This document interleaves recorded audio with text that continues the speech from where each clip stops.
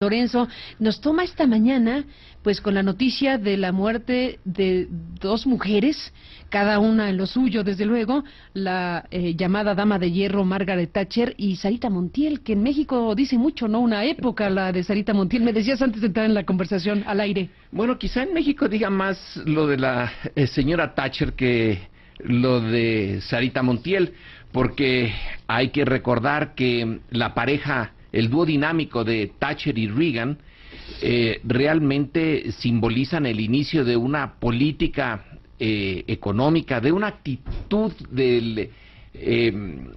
hacia el Estado y hacia el mercado y la economía, de eso que llamamos neoliberalismo, y que nos va a conducir, bueno, a donde estamos ahora, y a lo mejor quizá ahora estemos empezando a salir de eso. Marcó época, sin duda. Marcó época por una decisión muy, resumiéndolo, clave.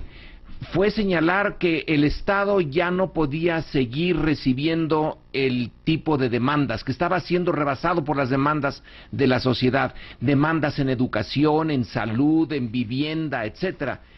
Y hay un libro de la Comisión Trilateral que encomendó entonces a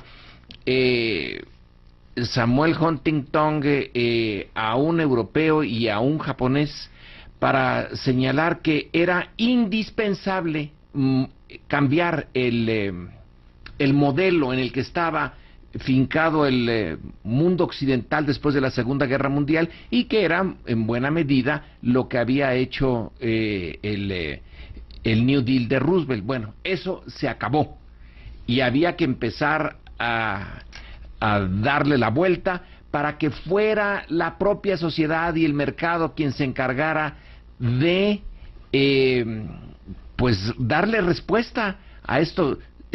Demanda en educación, bueno, pues la educación privada, demanda de salud, pues hacer las cosas para que fuera el sector privado y no un Estado que era obeso, malo, etcétera. Así que la señora Thatcher tiene una importancia enorme para todos nosotros. Una ola de privatizaciones que marcó América Latina en toda esa década, bueno, todo eso, sí, de los 90 para acá, fundamentalmente, que marcó esa manera de entender el ejercicio de gobierno y de la economía, pues gobiernos en la región que eran cortados con la misma tijera.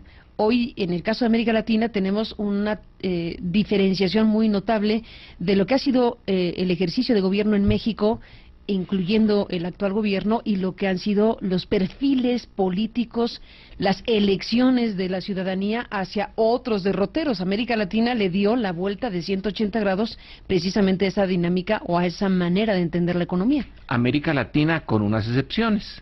México, Colombia, son dos de esas excepciones. El resto, sí, más o menos le fue dando la vuelta al timón, algunos más, otros menos.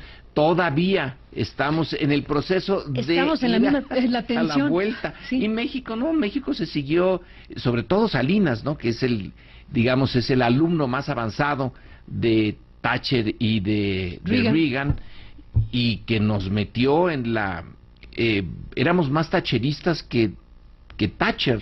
Sergio, buenos días. Buenos días. Bienvenido, Sergio. Bueno, buenos pues días. Estamos con estas noticias. ¿Qué te dice, Sergio, a ti la muerte? Bueno, si tienes algo que comentar como Lorenzo, de Sarita Montiel, desde luego también es noticia, pero del significado que tiene, por supuesto, para Gran Bretaña, pero para el mundo, por todo lo que implicó aquel perfil tan de hierro, ¿no?, para varios temas, uno de ellos el económico. La muerte de Margaret Thatcher nos remueve entrañas de los últimos años en el mundo. Sí, mira, además de lo comentado por Lorenzo, recordar que ambas mujeres representan dos corrientes culturales que influyeron profundamente en México de diferente manera, porque Sarita Montiel era un rompimiento con la rígido conservadurismo franquista, porque incluso rechazaron en un primer momento el script, el guión de El último cuplé, por considerar que una madre española católica no podía empujar a su hija a que se dedicara a cantar cuplés en los teatros de comedia.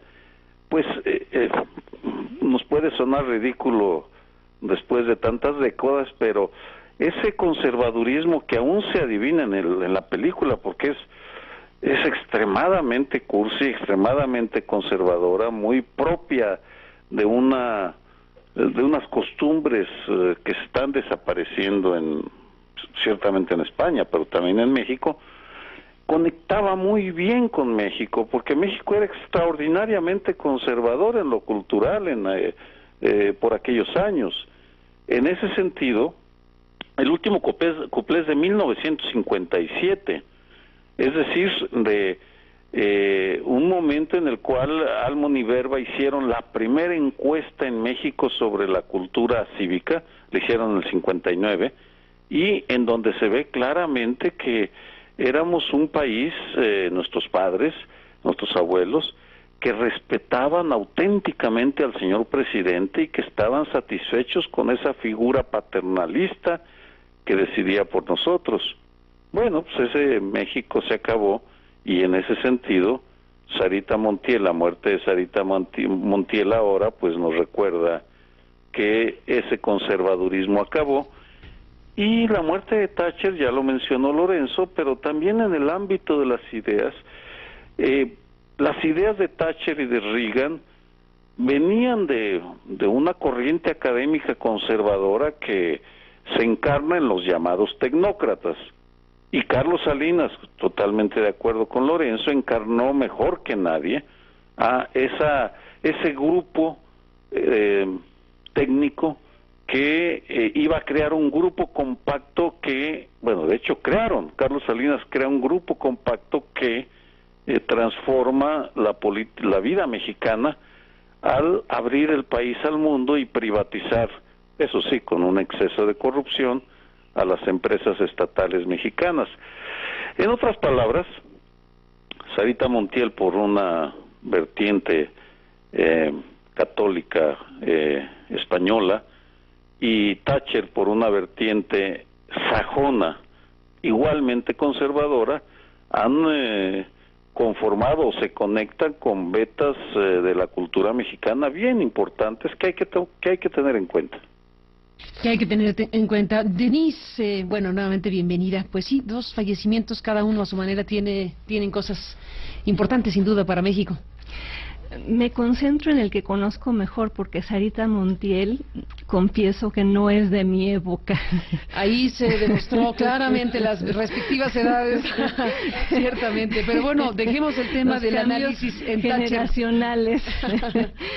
Pero en cuanto a Margaret Thatcher, yo sí viví intelectualmente como estudiante de doctorado el cambio de paradigma.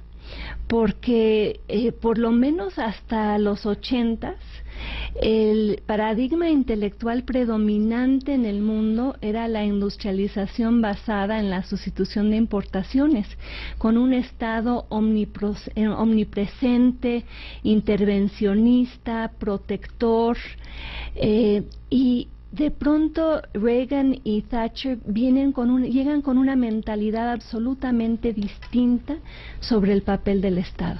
Al Estado hay que retirarlo de la actividad económica, hay que deshacer a los sindicatos, hay que inyectar las fuerzas del mercado en los principales ámbitos de la vida económica, hay que desregular. O sea, con ellos llega el llamado neoliberalismo.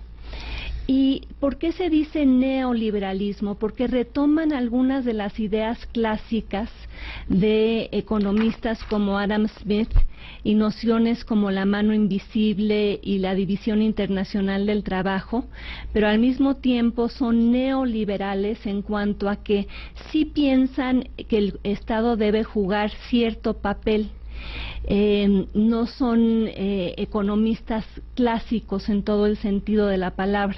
Todavía piensan que el Estado debe existir para proveer ciertos lineamientos en cuanto a la política económica, y se dedican a partir de ese paradigma a generar todo un consenso, el llamado consenso de Washington, que produce recetas que serán exportadas a todo el mundo en desarrollo, en aras de reconstruir, rehabilitar y fortalecer a sus economías en crisis.